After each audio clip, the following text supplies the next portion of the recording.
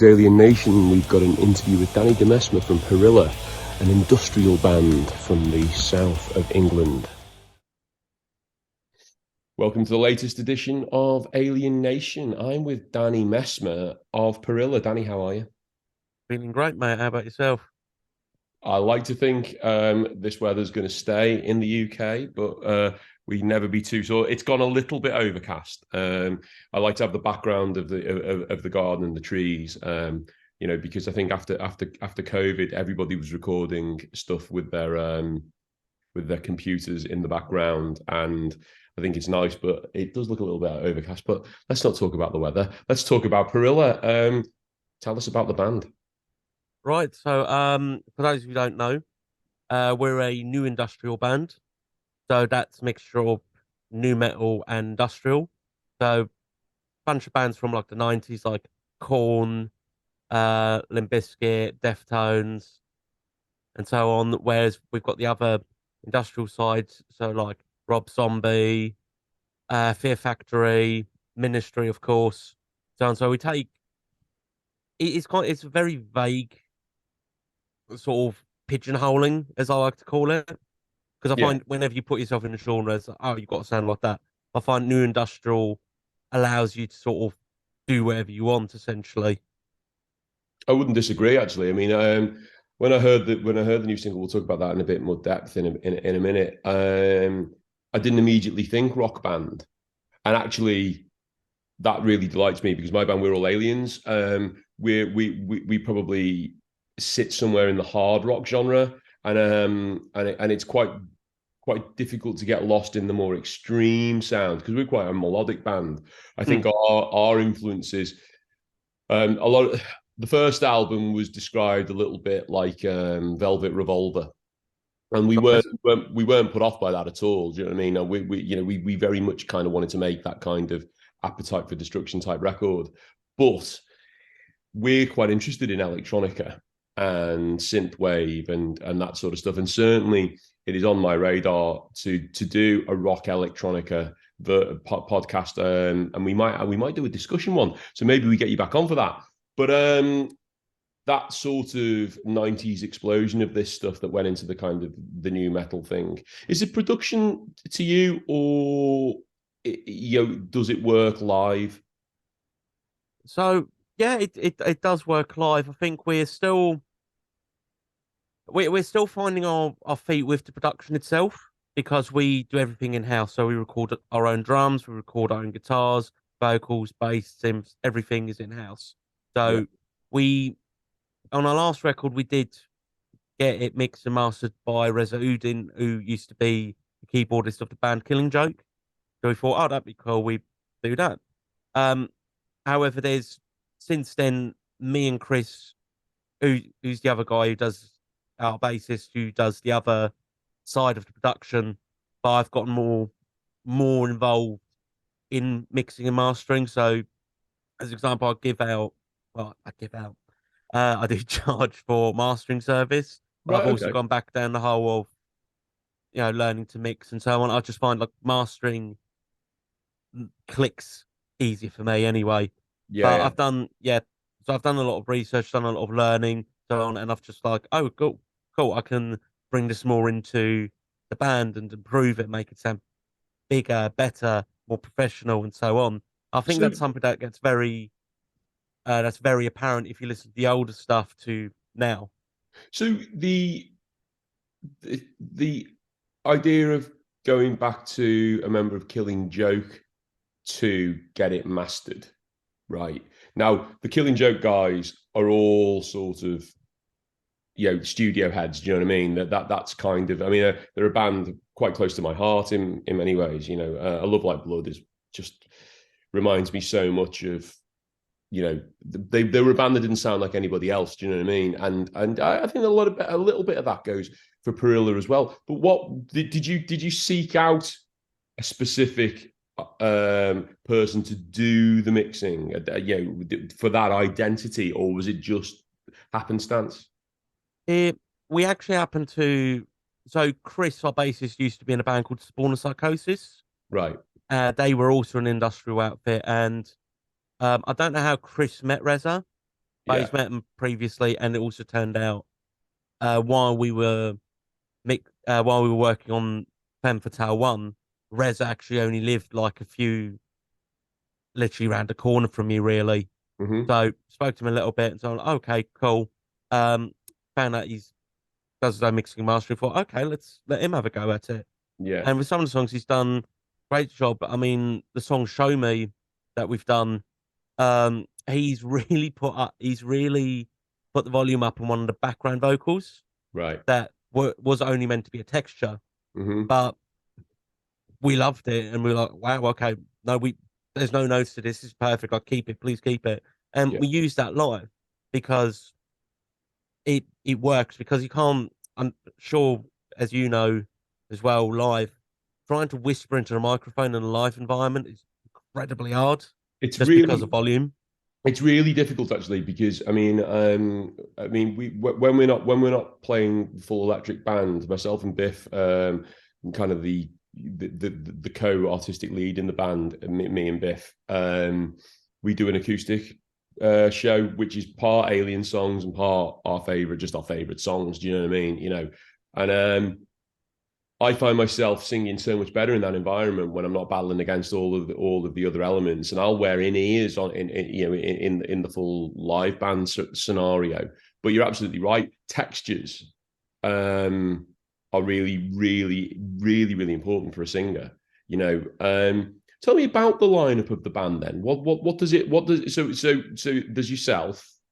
Yeah, there's me. So there's me doing vocals and some rhythm guitar. Yeah, So I call it texture guitar rather than rhythm guitar, just because, yeah. Then you've got the guitarist. yeah, Then you've got bassist Chris, and then yeah. you've got drums. All the synth elements, all the extra stuff, that's all on the backing track. That's all tracked. Yeah. Yeah, that's all backing track. So that's all from the record straight into a live environment. But Hmm. we like to incorporate an element of adding like a live flair to it. So with actually going back on the song "Show Me," what I do live is I go more into sort of my operatic voice, Yeah, yeah, and that tends to work really well. yeah, So we've tried it a few times. I tried more kind of vocals, yeah. more, and so on and so forth. So the reason I like doing that is there was something that Pavarotti said to Ian Gillan of Deep Purple, which Yeah. was, "I'm really envious of you guys."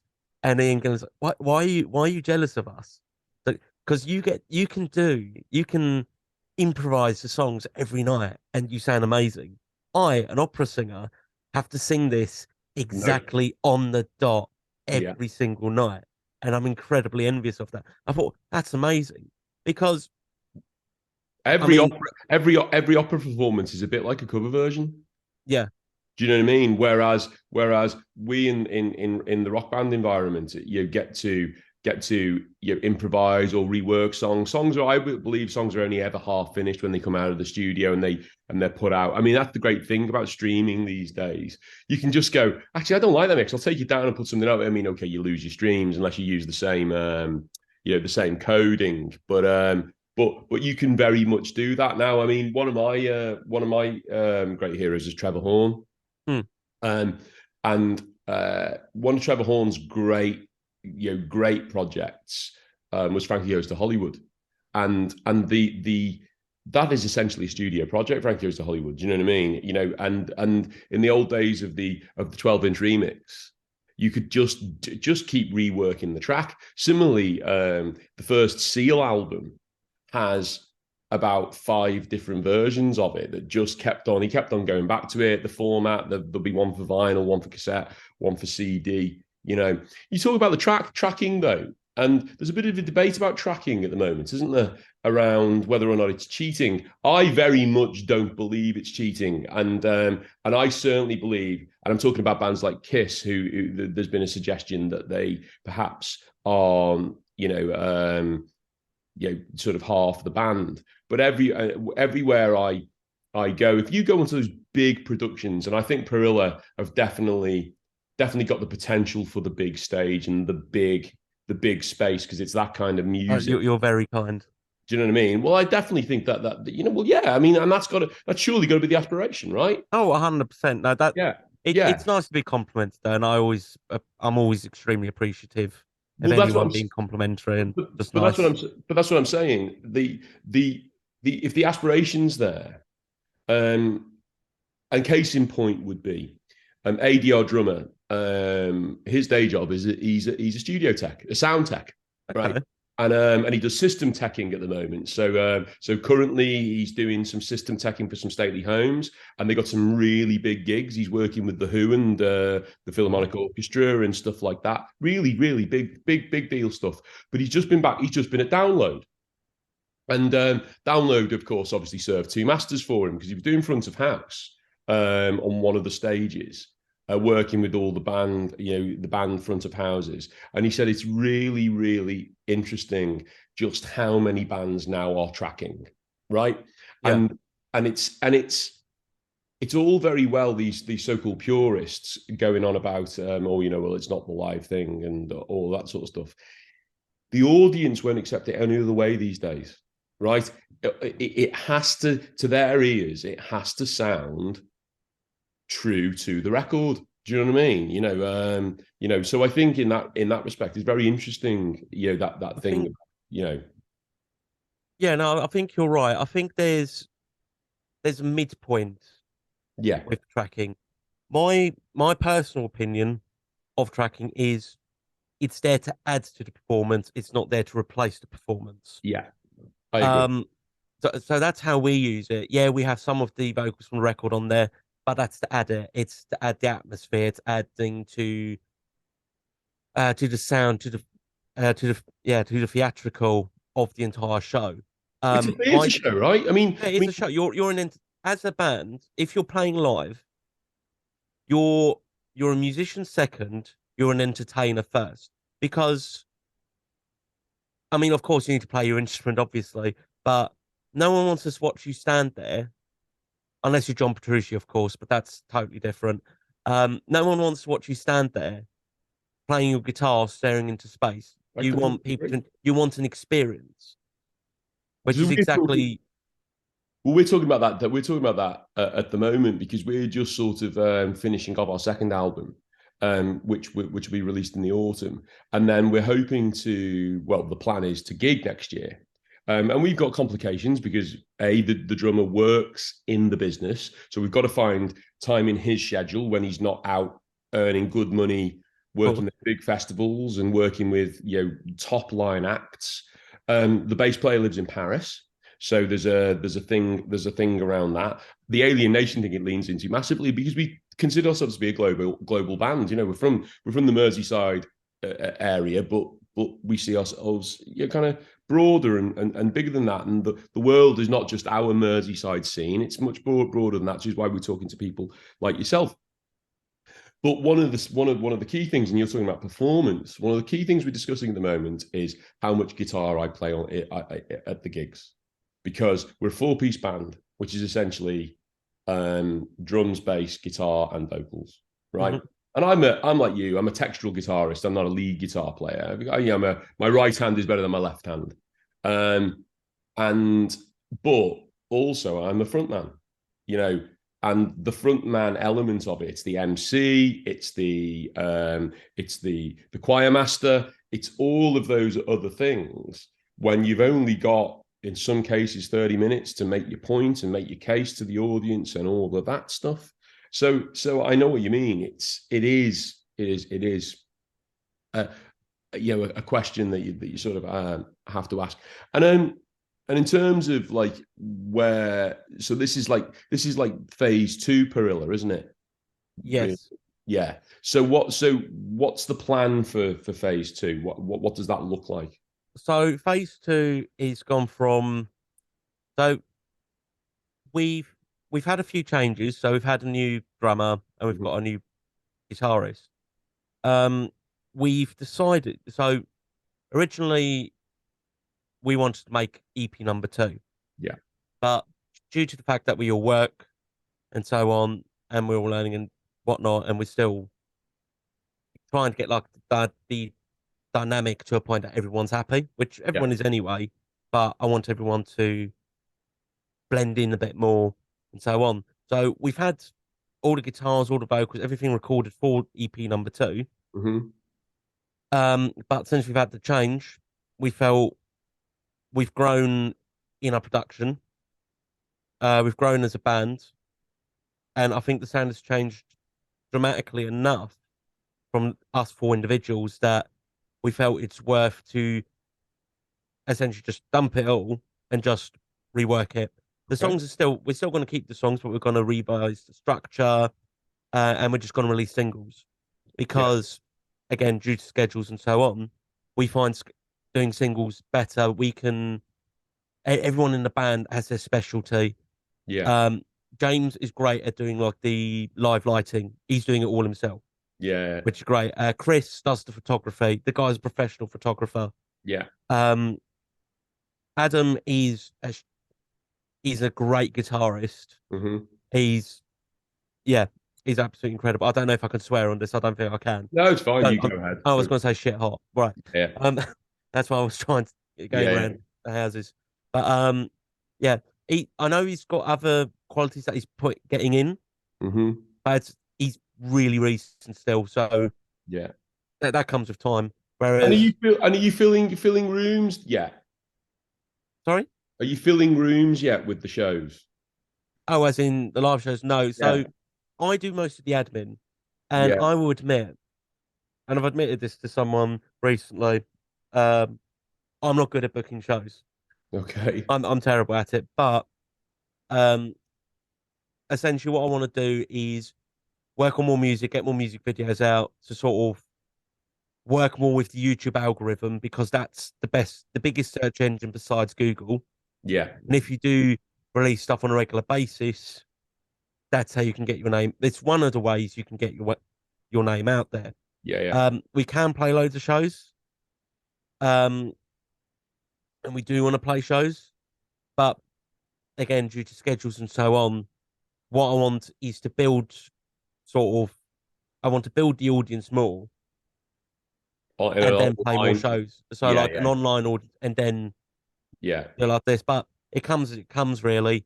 There's I'm never too prideful to ask for advice, to ask anyone like, guys, I'm not really good at this. What can I do to make this better? Yeah, yeah, yeah, yeah. I'm with you. So, where's home, Danny, for the band? Where do you consider your local environment? Where you all based? We're all based around Essex, Okay. so yeah, sort of like Rayleigh, Southend, Chelmsford Way. So it's the nice little eastern trifecta between Yeah. the four of us. So it's been pretty handy. And what's the scene like down there? The rock and metal scene? Um, it's it's there. I don't think it particularly caters for our type of music. I think if you're a band, so if you're like a bigger band, good, great. There's a great scene. Yeah. Um, I think the bands are there. Hmm. I just don't think there's enough audience. Right. I Right. think there's not enough. I don't think there's enough being done, and I don't think that's promoters. I think this is just generally the area. Apathy. There's not enough being done locally to promote that there's live music. Right. So, what about venues? What are the go-to venues for for like single launches and mixed genre bills and that sort of thing? Where So, what? so for us, our local one would be Chinnery's at Hmm. Southend-on-Sea. There's also there's three main ones in sort of like our trifecta. You've got Coda in Colchester, you've got Hotbox in Chelmsford, Hmm. and you've got Chinnery's in Southend. Hmm. Southend-on-Sea's the bigger one out of the three. Hmm. We've lost a lot of venues due to COVID and Yeah. predominantly probably a lot of people who've moved to properties thinking, oh, it's nice here. Oh, I don't like that there's a venue here. I'm going to complain. Oh yeah, There's we get a lot out of here. they're a very special breed of people. Hmm. But no, we're doing a single release show on the 1st of July, so the day that the song releases at Chinnery's. Okay. And I'm really excited because I actually helped organize it. Essentially, the venue puts on a live and local, and so I've helped put something together. Um, so the openers are Copen, who we've played with several times. Then it's Mhm. us. Yeah. Then I've managed to get a London band called um, I really hope I'm not butchering the name, Decor or Dicor. Okay. So they're sort of like an electronic rock band, Right. and they've been around a good few years, like smashing out album after album. They're awesome. And Divided Kingdom, who are a hard rock band, I'd Okay. say, who have also made it to Metal to the Masses in Essex finale. Right. So they might be up the bloodstock. Unfortunately not. It was Arms to Oblivion that won, Right. but Divided Kingdom were very strong candidates. I think everyone out that night Okay. killed it. And you'd recommend all these bands, yeah? Yeah, recommend every single one of them. I chased, yeah, I chased all of them. Well, chased them. I just asked guys, "Do you want a gig?" Yeah, brilliant. We've got you. Brilliant. Brilliant. That's great. So let's take it all the way back, Danny. Let's take it all the way back and tell me how you got started in this because you're originally from Switzerland, is that right? That's right. I'm from the Basel region. Okay. Okay. And how long have you lived in the UK? I lived in the UK since 2006. Right. Let's see, I'm 29. God, I'm almost 30. My knees are already shaking. Um, let's see, 29. Da, da, da, da, da. So yeah, I've been here 17 years. Right. And what do you ever go back to Switzerland? I haven't for a while. That's kind of my next abroad sort of holiday to go on. So I've been looking at flights and And do whatnot. you keep an eye on the scene over there? And because it's always my. I mean, I mentioned Laurent, our bass player. He's from France, and he did the podcast last week because he's just been to Hellfest, and it's like an annual pilgrimage to Laurent. And he was giving me the lowdown on a bunch of like Belgian and French bands and things like that. Do you keep an active eye on the Swiss scene?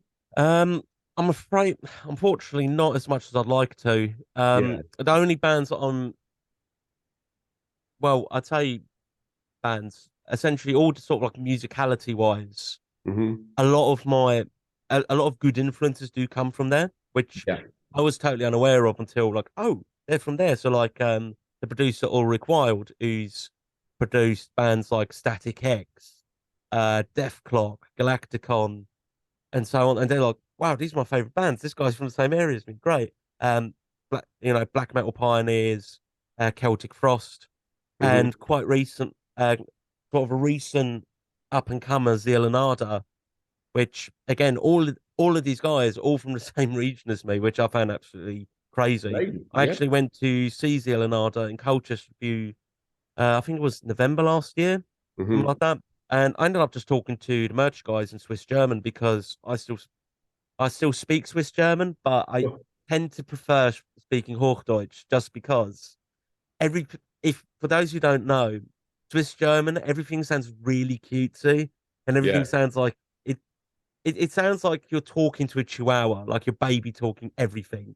It's not rock And and it's roll enough. awful. It's really not. It really you'll never find a a Germanic band singing in Swiss German.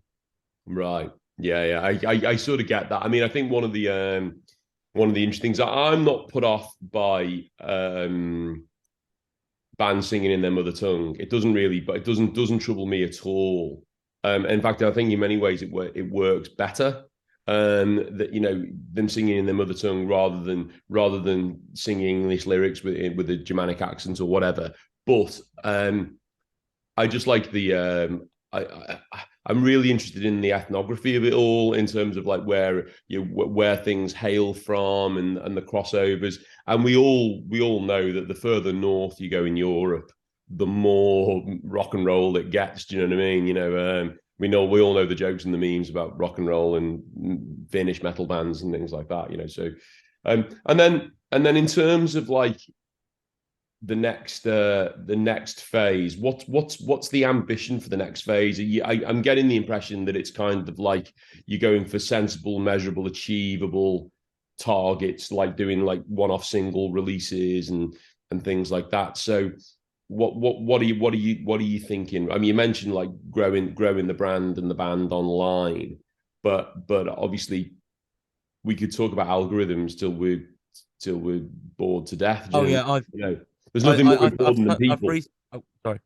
There's I, nothing more important than people. Do you know what I mean? Oh, 100%. I think there was something that someone said. I said that in an interview yesterday as well. I was having a conversation with someone who's a musician, and the other person was a tour manager.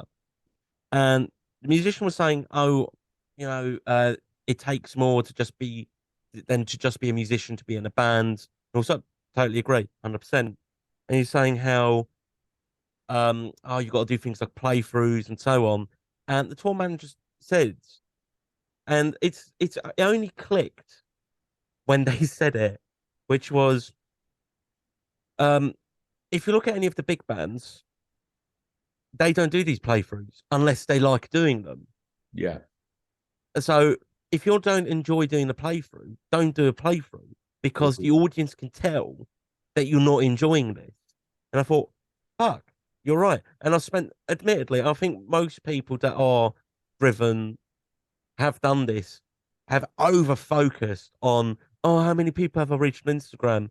Oh, how many have I done on Facebook? And like checking the insights because I'm a very analytical person. I love taking things apart and so on and look at numbers and growth and so on. Yeah. But there's a point where it's like, okay, so a musician is a content creator, and that is true. However, you need to create content that you enjoy because musicians are such sensitive creatures Mhm. that anything that we don't like doing stinks to high heaven, and the audience knows that. So do the stuff that you like doing, and it just comes out, and it's a better management of your time as well. Yeah. Because if you're, you know, instead of spending 20 minutes putting together like 30 Instagram hashtags, which is the limit, by the way, if you go any further, it'll remove all the hashtags for you.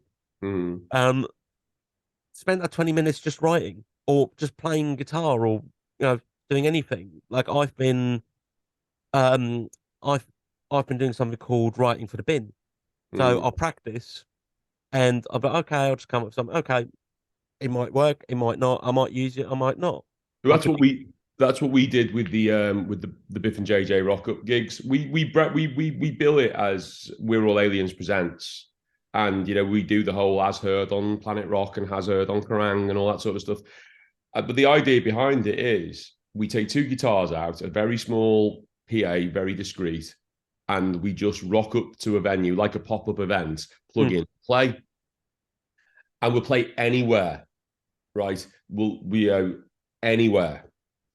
And what I find is that in many ways it's more gratifying because you reach people that wouldn't ordinarily listen to your music. true. You are literally reaching people who are just out to listen to live music, and then they go, "Oh my god, you guys are amazing!" And then you direct them with your QR code or whatever to your Spotify page or your Facebook page or your website, and we gain more organic followers and listeners that way than we do because everybody wants to hear the new thing. Do you know what I mean? Oh, yeah. But because our world, the world of rock and metal, tends to be a very closed off world to the average listener. I firmly believe that it does have a place in the mainstream. A lot of the bands that you've described there at the beginning of the conversation are quite householdy names. Do you know what I mean? Oh, yeah. They're not unknown bands. I mean, most people know who Nine Inch Nails are, for instance. Do Oh, for sure. and in terms of the crossover, the reach that they have with their band, you mentioned Killing Joke as well, that they have a broader reach. Do you know what I mean? One final question. I try and ask this to all our guests. If you had to pick a band that were like a kind of a real kind of touchstone for you, like there's one, your first, your last, your everything. Who would Mm. that be? So essentially, if I could only listen to one band for the rest of my life, who would it be? Well, just the one that you have close to your heart. Let me think. Uh, It could change tomorrow. Yeah, I know. Let's see. I would say, looking around me, what I could pick. I would say, Venom, Say that again. the band Venom. Venom. Yeah. Oh, right. Okay. Venom. Yeah. Yeah. They were sort of when I started getting properly into rock and metal. It was they were my special little find. Hmm. This is like 20, I think about 2009, Yeah. 2010 roughly. And I got the special box set of the black metal record because it was like the 40th anniversary or whatever. And it's got like the live set of them playing in 1984 in, I think, Wolverhampton or something like that. Then Hmm. I found out afterwards, like, oh, Metallica opened for them. Wow. And they became more special treasure. Them and a a rock band called The Answer, who who I've only ever got to see live once, but I've been one of the best rock bands I've ever seen. As a matter of fact, I went to see them at Sonisphere Right. during the Slipknot set. This was the Slipknot set where they played the UK live for the first time after Paul Gray. Right. But I went to go see The Answer instead, and every metalhead thinks I'm an absolute ass for doing that. But it was my special treat. So yeah, you all went to go Slipknot. I went to go see a bearded guy trying to be Robert Plant and succeeding very, very nicely, in my opinion. Well, Danny, you gave me the answer. Um, good luck with the single release. We're gonna have you back for one of these Alien Nation broader topic chats, and I might get you involved in the rock electronica conversation that's going to be coming up soon. But in the meantime, good luck with Parilla, and thank you for joining the Alien Nation. Thank you for having me, and I'm looking forward to coming back.